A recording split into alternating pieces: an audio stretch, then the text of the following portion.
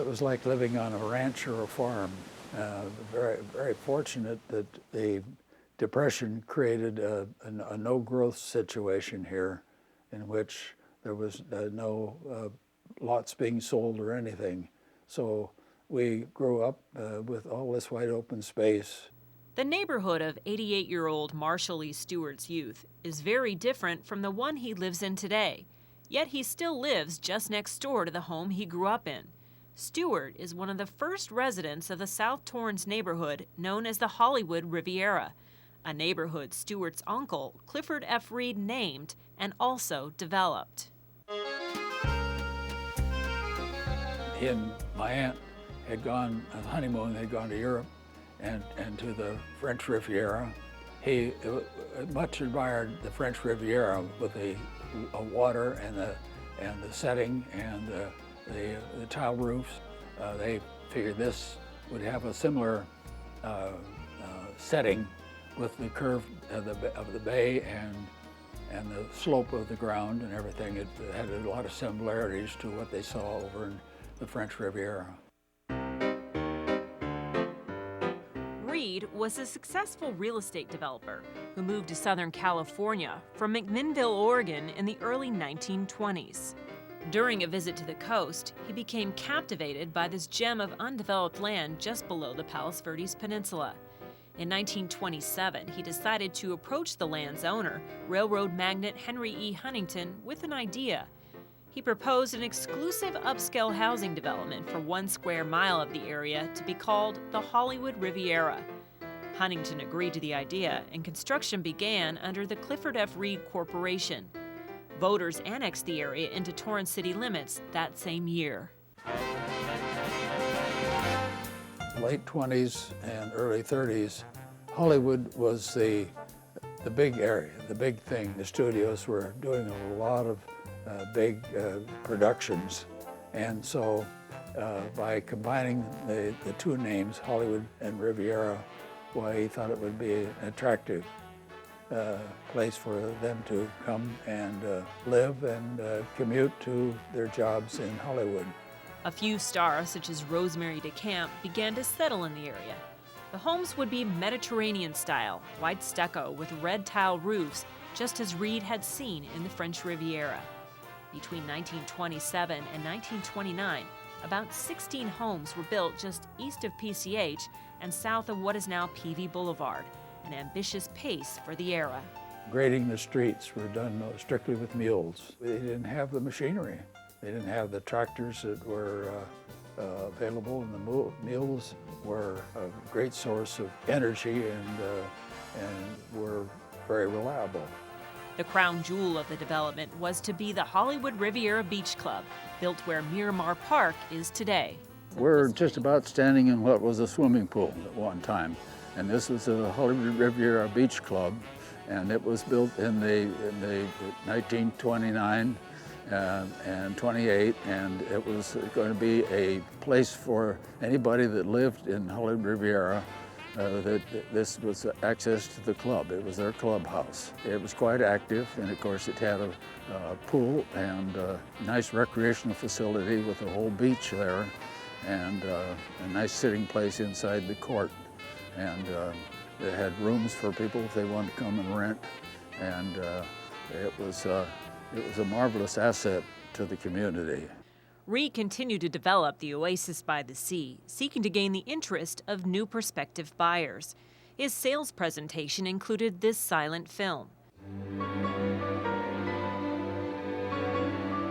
But as with other real estate developments at the time, not everyone was welcome to the new neighborhood. Palos Verdes and Hollywood Riviera both were limited to color. So that was not uncommon back in those days in certain areas. People did come here and were interested in buying property here, and they could come and use the club, and come to parties, and come to eat there, but they could not buy property here if they were Jewish people and also the color factor. So that was it was a deterrent for quite a few of the Hollywood people. Perhaps the most prominent remnant of Reed's Hollywood Riviera vision is Reed's own home located here on Monte de Oro, looking very much as it did when it was built back in 1928. We've read up on what the house is all about and what it has in it, and so we try to share that with others. Welcome. Hi. Come in. We're happy to have you this afternoon. Current owners Elsina and Robert Rice dedicate themselves to preserving Reed's home and educating new generations on its local historic significance. I think there's one thing that's really important, and that is how beautifully the Reeds built with such detail. The house is Italian, and they've done a lot of painting in the ceilings, and the beautiful tile work on the floors were imported. The tile was imported from Italy, and it's just magnificent. Every detail is more perfect than the next. The turret is very, I think, dramatic with its slit windows and leaded glass. In the afternoon, the sun picks that up and it just sparkles. We've enjoyed that very, very much through the years. And the walls, you'll notice, look like cut stone, when in fact they're a faux stone made out of a plaster that's been scored. It was very popular during that time. So I understand that a lot of the furniture also is original to the home. Yes. Actually, the rug on the floor was delivered with a crane through the front door, and it has not been off this floor since it was delivered in 1928. And in addition to that, the piano is a parlor grand piano, which is smaller than a baby grand, but certainly large enough for this room. And it is original, again, with the house, as is the sofa, and actually all the gold chairs in this room. And in the home's finer details, evidence of its California roots. Remember in 1928 that California was encouraging people to come and settle in the new state. One of the main things they talked about was oranges. And we had lots of orange groves, and they've picked up that same theme with the oranges on the door and also the oranges on the ceiling, the same kind of hand-painted Michelangelo style. In the center there, they have a whole grouping of oranges. Oranges, a fitting symbol of the California dream. A dream that wasn't fully realized in the Hollywood Riviera of today. A thriving community, yet not exactly what Reed envisioned. What happened to the dream? As Stewart recalls, it began to fade with the Great Depression and the start of World War II. Stewart and his brothers enlisted in the military, but they didn't have to leave home to experience the war firsthand. Right from the clubhouse here, right in front, on Christmas Day, I came home, and I was home for that day, and right out there, a submarine came up, a Japanese submarine came up alongside a barge, the fishing barge that sat out there. And they had brought a bunch of soldiers here to guard the coast. They reported it, and a small plane came over and dropped a depth charge, or dropped a bomb, and it instead of hitting the sub, it landed between the sub and the barge, and the sub went on out. They could see that a Navy ship had come around and was firing out there, and it was probably a destroyer. And so that was our big excitement here. The war put further development to a halt and also took its toll on the beach club. They abused it because of the anti-aircraft guns that they placed on the bluff south of the club, and they were firing guns there, so the club suffered tremendous from that.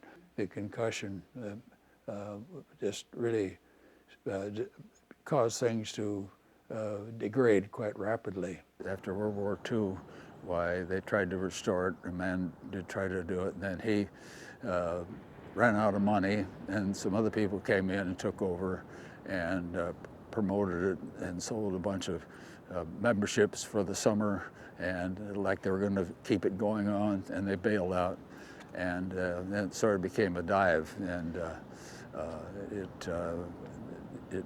it lost its integrity. Its integrity gone, and the rest of it to follow shortly after. Somebody was careless and set it on fire, and it was just a shame, and because it could have been brought back within time. After World War II, development resumed, but Reed, now older, no longer had the energy or the resources to bring his New World Riviera vision of white stucco mansions and tile roofs to full fruition. The expansion was very rapid from then all through in the late 40s and 50s. A lot of houses were built and lots were sold, and it became a very viable community. The Homes Association that was originally in charge of maintaining the tile roofs was not in business anymore, and there was no one to enforce the restrictions. And there was some tile roofs built, but became a mixed residence. A residence where Stewart would marry and happily raise his 3 children. Although the Hollywood Riviera didn't become the community his uncle envisioned, Stewart and other homeowners like the Rices are no less happy with the neighborhood they call home. It's been a great satisfaction to see the development of it from what it was originally. I think I live in paradise. I couldn't be happier. There's no place that I'd rather be than right here. And Stewart believes his uncle would share their sentiment. He would be chagrined to the point where it didn't develop in all tile roof houses as he originally envisioned. I think he'd be pleased to see it developed. His development has worked. Colleen Farrell with the Centennial Oral History.